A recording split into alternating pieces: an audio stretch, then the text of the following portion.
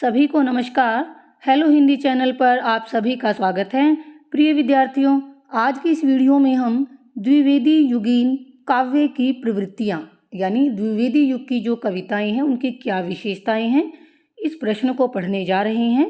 आइए इस प्रश्न को विस्तार पूर्वक पढ़ लेते हैं। सबसे पहले आपको भूमिका के रूप में बताना है।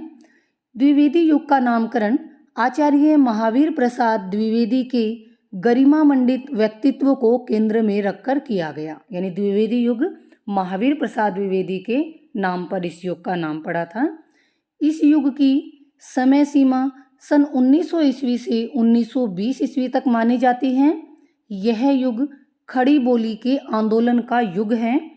काव्य भाषा के रूप में ब्रज भाषा को त्याग कर खड़ी बोली का प्रयोग करने का सुझाव दिया, जिससे गद्य और पद्य की भाषा एक हो सके। देखिए, पिछला प्रश्न जो मैंने भारतेंदु युग का आपको करवाया था उसमें मैंने बताया था कि भाषा का एक विवाद जो भारतेंदु युग में शुरू हुआ था वो द्विवेदी युग में आकर स्थिर हुआ। और वो कौन सा विवाद था? वो था कि काव्य भाषा के रूप में खड़ी बोली का प्रयोग। क्योंकि भारतेंदु युग में काव्य के रूप में जो ब्रज भाषा का प्रयोग होता था और गद्य के रूप में खड़ी बोली का, तो उसमें एक रूपता लाने का जो काम किया वो महावीर प्रसाद द्विवेदी ने किया। इस प्रकार काव्य की भाषा भी क्या हो गई? खड़ी बोली हो गई और गद्य और पद्य में एक रूपता आ गई, एक भाषा हो गई। द्विवेदी जी ने भाषा संस्कार, व्याकरण शुद्धि, विराम चिन्हों का प्रयोग द्वारा हिंदी को परिनिष्ठित रूप प्रदान करने का प्रशंसनीय कार्य किया। द्विवेदी युगीन काव्य धारा को भारतेंदु युग के काव्य का विकसित रूप कहा जा सकता है, क्योंकि इससे पहले भारतेंदु युग था और उसकी कुछ विशेषताएं जो हैं वो इसमें विकास पाकर दिखाई देती हैं। यानी वो जो वहाँ पर शुरू हो चुकी थी उनका विकसित रूप हमें द्विवेदी युग में देखने को मिला। तो ये भूमिका के रूप में हमने बताया। उसके पश्चात द्विवेदी युग के कुछ प्रमुख कवियों के नाम मैंने यहाँ पर लिखे हैं, आपको इनके केवल नाम बताने हैं। महावीर प्रसाद द्विवेदी, अयोध्या सिंह उपाध्याय हरिओद, रामचरित उपाध्याय, नाथुराम शर्मा शंकर, राम नरेश त्रिपाठी, मैथिली शरण गुप्त, श्रीधर पाठक, सत्यनारायण कवि रत्न आदि। तो ये थे द्विवेदी युग के प्रमुख कवि। और हमारा मुख्य प्रश्न है प्रवृत्तियाँ, विशेषताएं। द्विवेदी युग के काव्य की विशेषताएं क्या हैं? तो सबसे पहली मैंने विशेषता यहाँ पर लिखी है, देशभक्ति या राष्ट्रीयता की भावना। आप देशभक्ति की भावना भी लिख सकते हैं या राष्ट्रीयता की भावना भी लिख सकते हैं। देखिए, द्विवेदी युग के प्रत्येक कवि ने देशभक्ति के बारे में लिखा है। जहां हम देखते थे कि भारतेंदु युग की जो कविता थी उसमें देश प्रेम, भाषा, भोजन, वेशभूषा आदि तक ही वो सिमट कर रह गई। लेकिन जब द्विवेदी युग आया तो उसका वो दायरा जो वो देश प्रेम, भाषा, वेश तक सीमित थी, उसका वो दायरा और अधिक बढ़ गया। इस युग की कविता में जो राष्ट्रीय भावना, जो देशभक्ति की भावना देखने को मिलती है वो जातीयता पर आधारित थी। यानी हम ये कह सकते हैं कि इस समय का जो राष्ट्रीय जागरण था वो एक प्रकार से हिंदू जागरण था। इस जागरण में हमें इतिहास और परंपरा का अवलंबन देखने को मिलता है। इस काल के कवियों ने इतिहास के गौरव और महत्वपूर्ण परंपराओं को अपने काव्य का विषय बनाया। जैसे उदाहरण के रूप में हम मैथिली शरण गुप्त के साकेत की बात कर सकते हैं, उनके भारत भारती को कह सकते हैं, अयोध्या सिंह उपाध्याय के द्वारा लिखे गए प्रिय प्रवास का नाम ले सकते हैं और सत्यनारायण कवि रत्न के द्वारा लिखे गए भ्रमर गीत का नाम ले सकते हैं। ये ऐसे ग्रंथ हैं जिनमें देशभक्ति का स्वर कूट कूट कर भरा हुआ है, उसमें देशभक्ति के स्वर को सुना जा सकता है।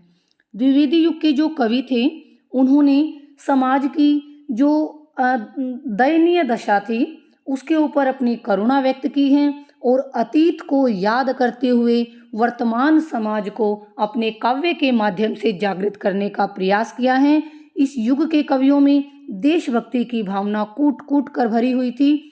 तो देश प्रेम को प्रकट करती हुई मैथिली शरण गुप्त जी की ये पंक्तियां मैं आपको बताना चाहूंगी। जिसको निज गौरव ने निज देश का अभिमान है, वह नर नहीं पशु निरा है और मृतक समान है। तो ये मैथिली शरण गुप्त की पंक्तियाँ देश प्रेम को प्रकट करती हुई। अगली हमारी विशेषता है सामाजिक चेतना। अब देखिए, जो भारतेंदु युग की कविता थी उसमें समाज सुधार का भाव था। वो कैसा भाव था? खंडनात्मक, खंडन करने वाला, खंडन मंडन का उसमें स्वर जो है वो तीव्र था। लेकिन जो द्विवेदी युग की कविता है उसमें जो सामाजिक चेतना का भाव है उसमें क्या है? सद्भावना का स्वर है। उसमें वो खंडन मंडन की प्रवृत्ति की बजाय क्या है? सद्भावना देखने को मिलती है। सामाजिक कुरीतियों को नष्ट करने के लिए द्विवेदी युग के कवियों ने अनेक ऐसे चित्र अंकित किए हैं, जैसे इन्होंने विधवाओं की दीनहीन दशा के ऊपर, अछूतोद्धार के ऊपर, सामाजिक बुराइयों के ऊपर, कुलीनता के ऊपर अनेक कविताएं लिखी हैं। इनको अपनी कविताओं का विषय बनाया है। द्विवेदी युग के कवियों ने जन्म और वंश की बजाय व्यक्ति के कर्मों को अधिक महत्व दिया है। नाथुराम शर्मा शंकर जो हैं उनके ऊपर आर्य समाज का प्रभाव था और आर्य समाज का प्रभाव होने के कारण उन्होंने बाल विवाह का घोर विरोध किया है। स्त्री शिक्षा, दहेज प्रथा और अतीत के गौरवगान से संबंधी कविताएं जो उन्होंने लिखी वो आज भी समाज को प्रभावित करती हैं। हम मैथिली शरण गुप्त की जो भारत भारती उनके द्वारा लिखी गई रचना है, भारत भारती में क्या दिखाया गया है कि वर्तमान के प्रति आंसू बहाए गए हैं, लेकिन अतीत के प्रति उसमें प्रसन्नता अभिव्यक्त की गई है। और भारतीय किसान और समाज के पिछड़े वर्गों के प्रति भी मैथिली शरण गुप्त ने अपनी सहानुभूति प्रकट की है। तो इस प्रकार जो देश प्रेम की भावना है और सामाजिक सुधार की प्रवृत्ति है वो द्विवेदी काल की हम मुख्य काव्य विशेषताएं कह सकते हैं। उसके बाद हमारी जो तीसरी विशेषता है वो है धार्मिक भावना। धार्मिक जो धर्म से संबंधित है। अब देखिए, धार्मिक भावना, द्विवेदी युग की जो धार्मिक चेतना है, जो धार्मिक भावना है वो बड़ी व्यापक और विशुद्ध है। ठीक है, इस युग में क्या है कि भगवान के गुणगान तो किया है, भगवान के गुणगान के साथ साथ मानवता के आदर्शों को भी स्थापित करने का प्रयास इसमें किया गया है। इस युग में जो पीड़ित लोग हैं, शोषित हैं, दुर्बल हैं, दलित हैं, उन लोगों के प्रति सहानुभूति प्रकट की गई है। और कवि का ऐसा मानना है कि मनुष्य के प्रति प्रेम होगा तो ही ईश्वर की प्राप्ति संभव है। यानी कि मनुष्य के प्रति प्रेम से ही, मानव प्रेम से ही ईश्वर को पाया जा सकता है। दीन दुखियों के आंसू भक्त को भगवान के और नजदीक ले आते हैं। ये कवि मानते हैं कि जो दीन दुखियों के आंसू हैं वो भक्त को भगवान के और अधिक नजदीक लेकर आते हैं। इसीलिए इन्होंने जो दीन दुखियों को पीड़ित करते हैं, उनके प्रति अन्याय करने वाले जो सामंतीय लोग हैं, उनकी उन्होंने घोर निंदा की है। राम और कृष्ण को द्विवेदी युग के कवियों ने एक आदर्श मानव के रूप में प्रतिष्ठित किया है और समस्त प्रकृति में ही ये ईश्वर की खोज करने लगे थे। यानी पूरी प्रकृति में ही ईश्वर के दर्शन ये करते थे। और इस काल की जो रहस्य भावना थी वो ही आगे चलकर हमें छायावादी कवियों की एक महत्वपूर्ण विशेषता दिखाई देती है। यानी जो रहस्यवाद की भावना इस काल में आई वो ही छायावाद की उत्पत्ति का एक कारण हम कह सकते हैं। या ये जो भावना थी रहस्यवाद की वो छायावाद में एक विशेष प्रवृत्ति के रूप में दिखाई देती है। तो इनका मानना क्या हुआ कि द्विवेदी युग के कवि ये कहते हैं कि मनुष्य का प्रेम से ही, मानव के प्रेम से ही ईश्वर की प्राप्ति संभव है। तो ईश्वर की जो दिव्य शक्तियों का अनुभव है वो लोगों की सेवा में ही महसूस किया जा सकता है। और इसी संदर्भ में ठाकुर गोपाल शरण सिंह नेपाली जी क्या कहते हैं, सुनिए उनकी पंक्तियाँ। जग की सेवा करना ही बस है सब स्वरों का सार, विश्व प्रेम के बंधन में ही मुझको मिला मुक्ति का द्वार। तो ये ठाकुर गोपाल शरण सिंह नेपाली कहते हैं, ये पंक्तियाँ उनकी हैं। अगली हमारी विशेषता है प्रकृति चित्रण।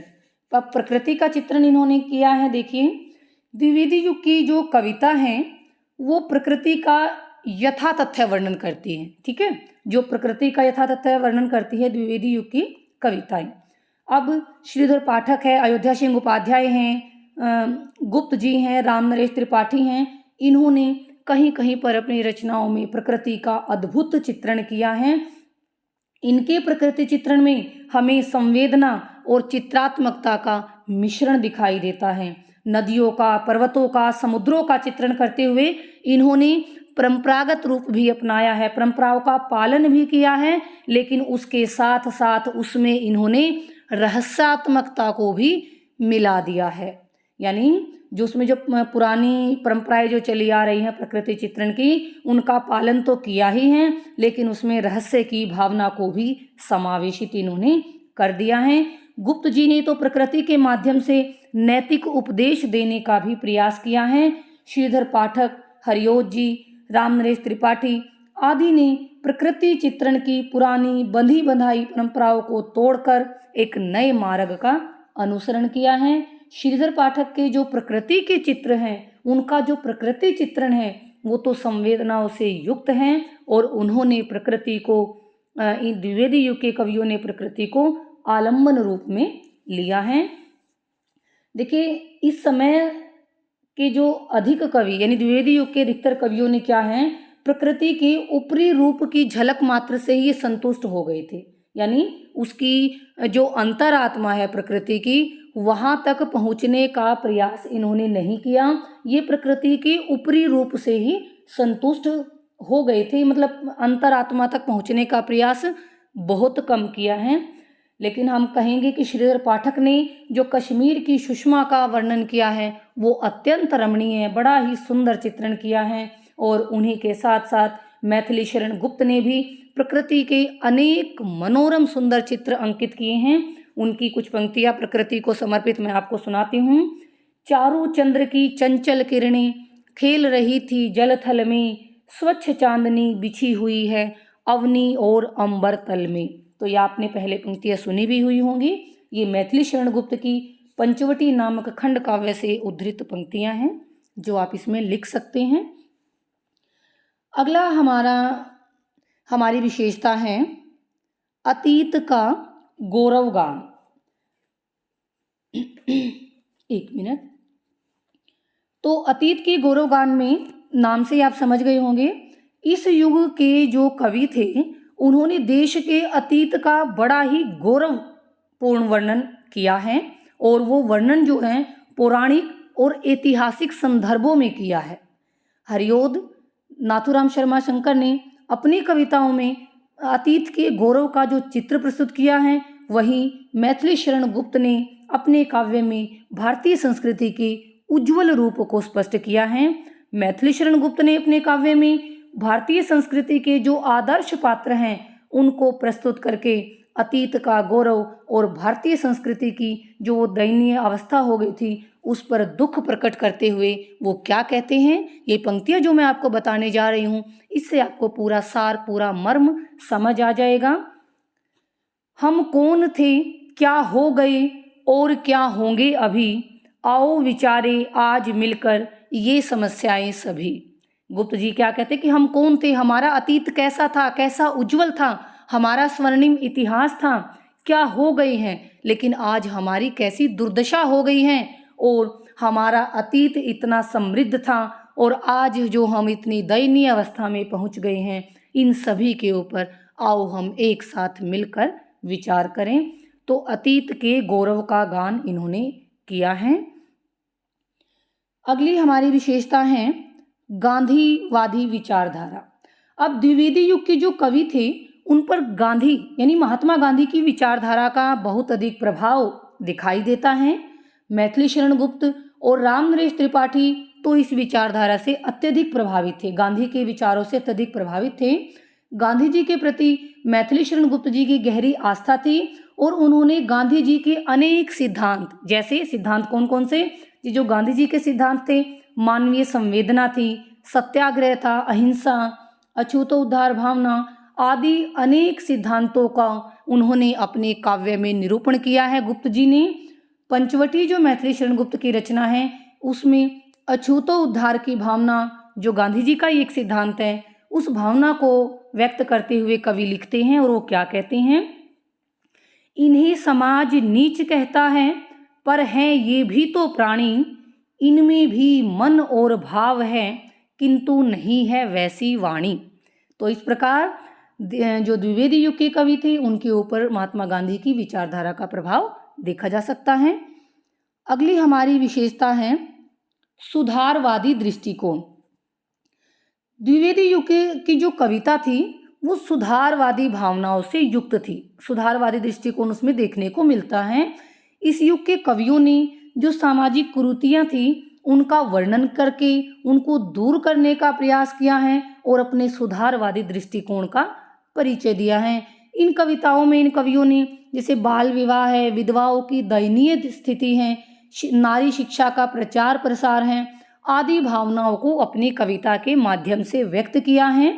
अनेक कवियों ने तो किसानों, मजदूरों, दलित और त्रस्त जितने भी पीड़ित लोग हैं उनके दुख दर्द को भी अपनी कविता का विषय बनाकर उन्हें दूर करने का प्रयास किया है, उनमें सुधार लाने का प्रयास किया है।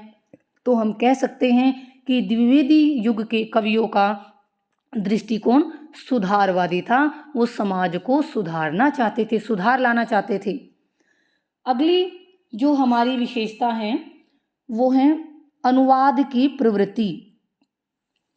देखिए, अनुवाद की प्रवृत्ति इस युग के कवियों में अन्य भाषाओं के काव्य का हिंदी में अनुवाद करने की प्रवृत्ति भी दिखाई देती है। यानी जो दूसरी भाषाओं के जो देसी विदेशी भाषाएं थी उनका साहित्य था, उन रचनाओं का इन्होंने अनुवाद किया, खड़ी बोली में अनुवाद किया।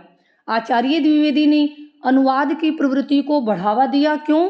क्योंकि वो हिंदी भाषा को समृद्ध करना चाहते थे। ठीक है।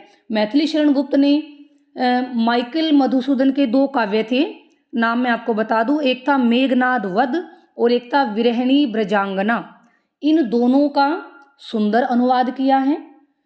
और उसी प्रकार श्रीधर पाठक ने भी जो अंग्रेजी साहित्य की रचनाएं हैं जैसे गोल्डस्मिथ का है हर्मिट, उसका अनुवाद इन्होंने एकांतवासी योगी इस नाम से किया है।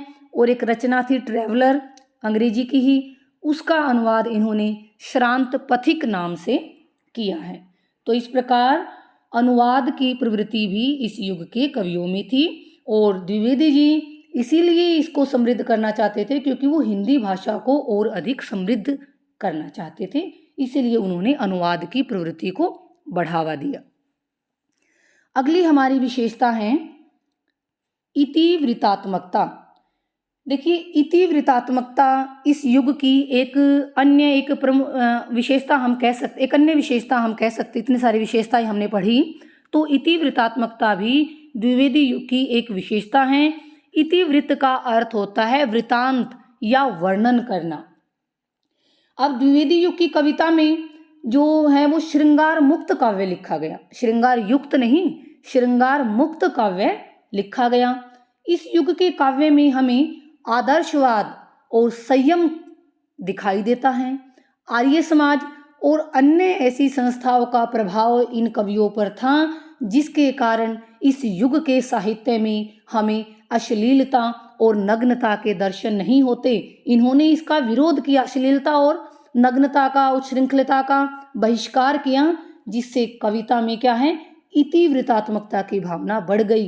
द्विवेदी युग की जो कविता है उस पर जो मराठी की इतिवृत्तात्मकता है उसका प्रभाव देखने को मिलता है, जिसके कारण कविता में नीरसता की भावना आ गई, शुष्कता की भावना आ गई। और हम ये कह सकते हैं कि छायावाद का जो उद्भव हुआ वो इसी इतिवृत्तात्मकता की प्रतिक्रिया के स्वरूप ही हुआ, क्योंकि इस युग के जो कवि हैं वो आदर्शों को स्थापित करने और नैतिकता के प्रचार के लिए उन्होंने इस पद्धति को अपनाया था। इतिवृत्तात्मकता की पद्धति को आदर्शों को स्थापित करने के लिए और नैतिकता का प्रचार प्रसार करने के लिए अपनाया था, क्योंकि ये जो पद्धति है वो वर्णन प्रधान शैली है। और यही विशेषता आगे चलकर छायावाद की उद्भव का कारण बनी। अगला हमारी विशेषता है काव्य रूपों में विविधता। यहाँ मैं काव्य का रूप नहीं बता रही हूँ कि काव्य का रूप कैसा, पॉइंट समझिए। काव्य रूपों में विविधता। इस काल में काव्य की सभी विधाओं पर काम किया गया। मुक्तक भी लिखे गए, प्रबंध काव्य भी लिखे गए, खंड काव्य भी लिखे गए। सभी प्रकार के काव्य की रचना यहाँ पर हुई हैं। जैसे हम प्रिय प्रवास, वैदेही वनवास, साकेत और रामचरित चिंतामणि, ये जो हैं इस युग के प्रबंध काव्य हैं। और इनके अतिरिक्त जैसे जयद्रथ वध है, पंचवटी है, पथिक है, स्वप्न है, ये खंड काव्य भी लिखे गए हैं। और जो प्रगीत की परंपरा है वो भी इस काल में शुरू हो चुकी थी, लेकिन उसमें इनको ज़्यादा सफलता नहीं मिली। ज़्यादा सफलता इस काल के कवियों को प्रबंध काव्य लिखने में ही मिली है।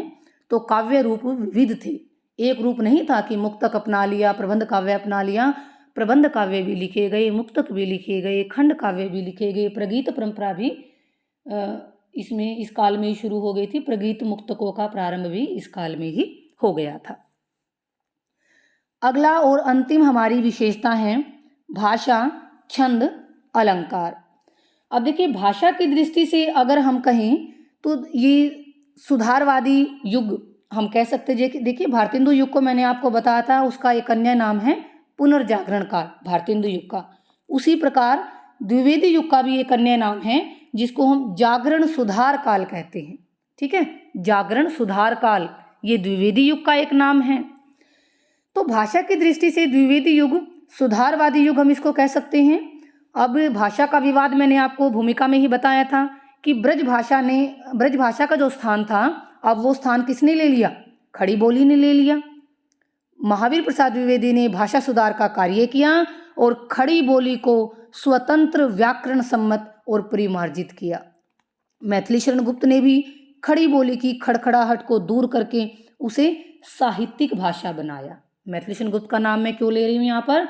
क्योंकि देखिए, द्विवेदी जी की प्रेरणा से मैथिली शरण गुप्त ने सबसे पहले जयद्रथ वध खंड काव्य लिखा था खड़ी बोली में, क्योंकि उससे पहले ये मानते थे कि खड़ी बोली क्या है?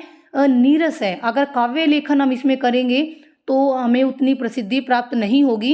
इसीलिए भारतेंदु युग के कवि काव्य के लिए तो ब्रज भाषा और गद्य के लिए खड़ी बोली का प्रयोग करते थे। लेकिन मैथिली शरण गुप्त जी ने द्विवेदी की प्रेरणा से जयद्रथ वध खंड काव्य लिखा, खड़ी बोली में लिखा, और वो इतना लोकप्रिय हुआ कि लोगों का जो वो इस एक भ्रम था कि खड़ी बोली में काव्य को वो प्रसिद्धि नहीं मिलेगी, उनका वो भ्रम दूर हुआ। और उसी प्रकार हरिओद जी ने भी खड़ी बोली में प्रिय प्रवास लिखा। इससे खड़ी बोली की प्रतिष्ठा और अधिक बढ़ी। भाषा की बात हो गई। छंद की बात अगर हम करें तो रीतिकाल के में कैसे छंद प्रयोग होते थे वो मैंने आपको बताया भी था पिछले वीडियो में। तो यहाँ पर हम देखते हैं कि रोला, छप्पे, हरिगीतिका, लावनी, सरसी आदि छंदों का खूब प्रयोग हुआ है। जो संस्कृत के वर्णवृत्त थे उनका प्रयोग भी हमें देखने को मिलता है, यानी वर्णिक छंदों का प्रयोग यहाँ पर अधिक हुआ है। और अलंकारों की बात करें तो अलंकारों की दृष्टि से भी यह काव्य अत्यंत समृद्ध माना जाता है। शब्दालंकारों के साथ साथ अर्थालंकारों का सुंदर प्रयोग भी इस काल में हुआ है। तो ये थी द्विवेदी युग की विशेषताएं। अंततः मैं 2 पंक्तियों में कहना चाहूँ तो हम ये कह सकते हैं कि द्विवेदी युग के कवियों ने हिंदी कविता को श्रृंगारिकता से निकालकर राष्ट्रीयता से जोड़ा, जड़ता से निकालकर प्रगति की ओर ले गई और रूढ़िवादिता से निकालकर स्वच्छंदता की ओर ले जाने का एक महत्वपूर्ण सराहनीय कार्य द्विवेदी युग के कवियों ने किया। तो ये थी द्विवेदी युग की विशेषताएं। मैं उम्मीद करती हूँ कि आपको यह प्रश्न समझ आया होगा। अगर आपको मेरी वीडियो अच्छी लगती हैं तो कृपया मेरे चैनल को लाइक, शेयर और सब्सक्राइब अवश्य करें। एक और बात मैं आप विद्यार्थियों से कहना चाहूँगी कि महर्षि दयानंद विश्वविद्यालय जिस कॉलेज में मैं पढ़ाती हूँ उन विद्यार्थियों का पेपर हो चुका है। जिन विद्यार्थियों की परीक्षा अभी नहीं हुई है, अगर उनको कोई विषय समझना है तो वो मुझे कमेंट बॉक्स में लिखकर बता दें। मैं वही टॉपिक आपको क्लियर करवा दूंगी जिसको आप अभी समझना चाहते हो। तो मुझे सुनने के लिए आप सभी का बहुत बहुत धन्यवाद।